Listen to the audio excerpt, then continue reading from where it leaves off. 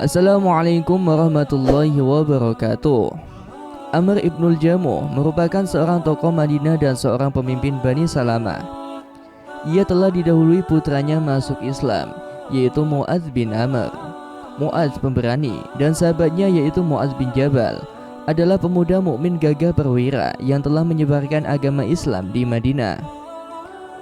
Amr bin Jamuh yang seorang bangsawan dan sosok pemimpin mendirikan berhala di rumahnya dengan dinamai Manaf. Sebab sudah menjadi kebiasaan orang Madinah oleh golongan bangsawan menyediakan berhala di masing-masing rumahnya. Suatu ketika, Mu'adz bin Amr dan Mu'adz bin Jabal merancang ide untuk mengerjai berhala yang ada di dalam rumah ayah Mu'adz dengan cara membuangnya ke dalam lubang pembuangan hajat. Hal ini dilakukan agar ayahnya Amr bin Jamuh sadar dan tidak lagi menyembah berhala lagi, yang merupakan perbuatan keji dan sangat berdosa. Melihat kejadian berhala yang menghilang dari rumahnya, Amr langsung marah bukan main. Ia langsung mencarinya hingga ditemukannya di lubang pembuangan hajat. Perbuatan tersebut tidak berhenti di situ saja. Mu'adz bin Amr melancarkan aksinya berulang-ulang kali, dan di aksi yang terakhir kali, Mu'adz bin Amr membuang berhala Manaf dengan cara mengikatkan bangkai anjing di badan berhala dan membuangnya di lubang pembuangan hajat seperti sebelumnya. Mengetahui kejadian seperti itu, Amr bin Jamuh sangat merasa kecewa dan heran atas kejadian yang tidak masuk akal itu terjadi. Di saat yang bersamaan, ada sekelompok orang Islam yang lewat dan menyaksikan Amr bin Jamuh serta berhala yang tergeletak di lubang pembuangan hajat dengan terikat bangkai anjing. Akhirnya, mereka mengajak Amr bin Jamuh untuk berdialog dengan akal budi dan hati nurani tentang perihal Tuhan yang sesungguhnya. Begitupun tentang Muhammad SAW.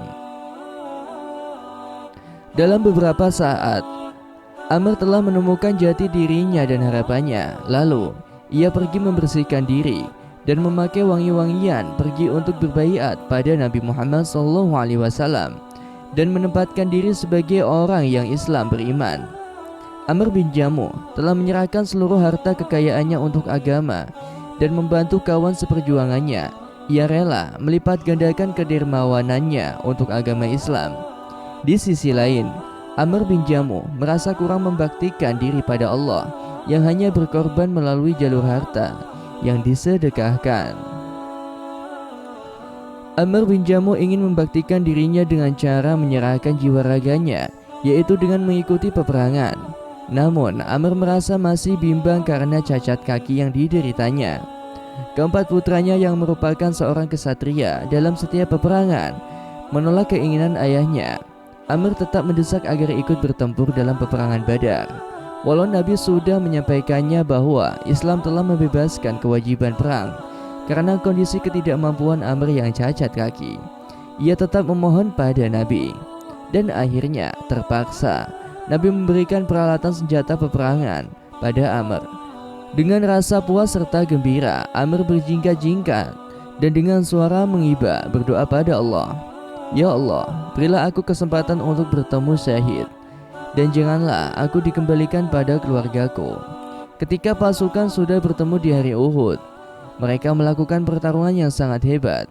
Namun, karena permintaan terhadap Tuhannya agar diberi kesempatan mati syahid, dan ia sangat yakin jika Allah akan mengabulkannya, dan hal yang ditunggu-tunggu itu telah tiba.